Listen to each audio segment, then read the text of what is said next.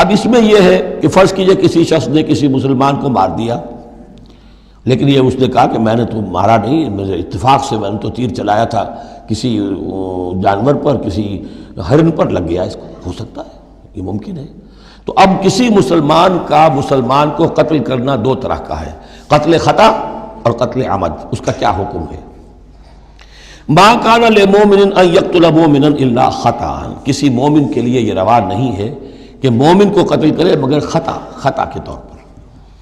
نشانہ چوک گیا، کسی کو جان لگا، اب گاڑی ہے، ایکسیڈنٹ ہو گیا، آپ چلا رہے تھے، کوئی اس کے نیچے آ گیا، مر گیا، آپ تو اسے مارنا نہیں چاہتے تھے۔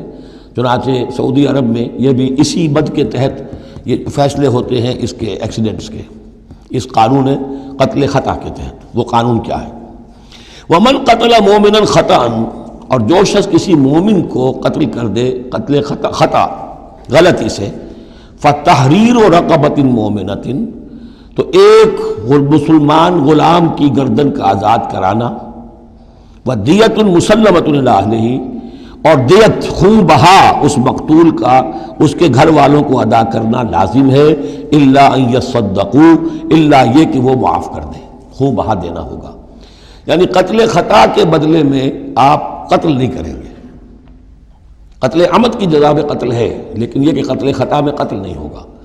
قتل کی جگہ کیا ہوگا؟ ایک تو خون بہا، اور نمبر دو یہ کہ یہ جو گناہ ہو گیا تم سے سرزد، اس کے لیے گناہ کے اثر کو ختم کرنے کے لیے اللہ نے ایک حق اپنا رکھ دیا کہ ایک غلام کو آزاد کرو۔ فَإِن كَانَ مِن قَوْمٍ عَدُوٍّ لَكُمْ، اور اگر وہ مسلمان تھا ایک ایسے قبیلے سے کہ جو تمہارا دشمن قبیلہ ہے، تھا مسلمان اور تمہارے ہاتھوں مارا گیا ہے غلطی سے، وَهُوَ مُؤْمِنٌ، تھا وہ خود مومن، فَتَحْرِيرُ رَقَبَةٍ مُؤْمِنَةٍ، تو پھر صرف ایک مسلمان آزاد کا ایک گردن چھڑا دینا کافی ہوگا، کیونکہ کافر قبیلے کا آدمی تھا، اب اس کو اگر دیت دی جائے گی تو کافر کو پہنچ گئی،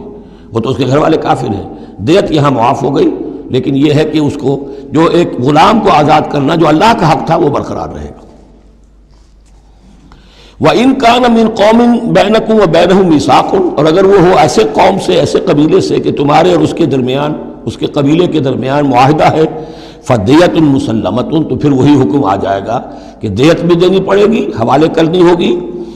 الی اہلہ، اس کے گھر والوں کی طرف، اس کے وارثوں کو، وَتَحْرِيرُ رَقَبَةٍ مُؤْمِنَةٍ، اور ایک مومن کی گردن، ایک مومن جو ہے کہ جو مومن غلام ہو اس کا آزاد کرنا بھی ہوگا۔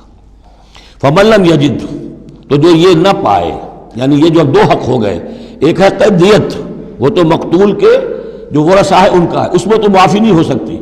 البتہ اللہ نے جو رکھا ہوا ہے کہ ایک مومن غلام کو آزاد کیا جائے، اگر کسی کے اندر اتنی مقدرت نہیں ہے تو اللہ نے نرمی کر دی اپنے حق میں، فَمَن لَّمْ يَجِدْ فَصِيَامُ شَهْرَيْنِ مُتَتَابِعَيْنِ، جس کے پاس اتنا پیسہ نہیں ہے کہ کوئی مسلمان غلام کو خریدے اور آزاد کرے، تو وہ 2 مہینے کے پے بپے متواتر روزے رکھے، توبۃ من اللہ، یہ اللہ کی طرف سے اس کے جرم کا کفارہ بن جائے گا، اس کے توبہ کے قبول کا ذریعہ بن جائے گا۔ وَكَانَ اللَّهُ عَلِيمًا حَكِيمًا، اور یقیناً اللہ تو علیم اور حکیم ہے۔ اب آ رہا قتل عمد، وَمَن يَقْتُلْ مُؤْمِنًا مُتَعَمِّدًا، اور جو کوئی قتل کرے گا کسی مومن کو جان بوجھ کر قتل عمد، فَجَزَاؤُهُ جَهَنَّمُ خَالِدًا فِيهَا، اس کا بدلہ تو جہنم ہے جس میں وہ ہمیشہ ہمیشہ رہے گا، وَغَضِبَ اللَّهُ عَلَيْهِ،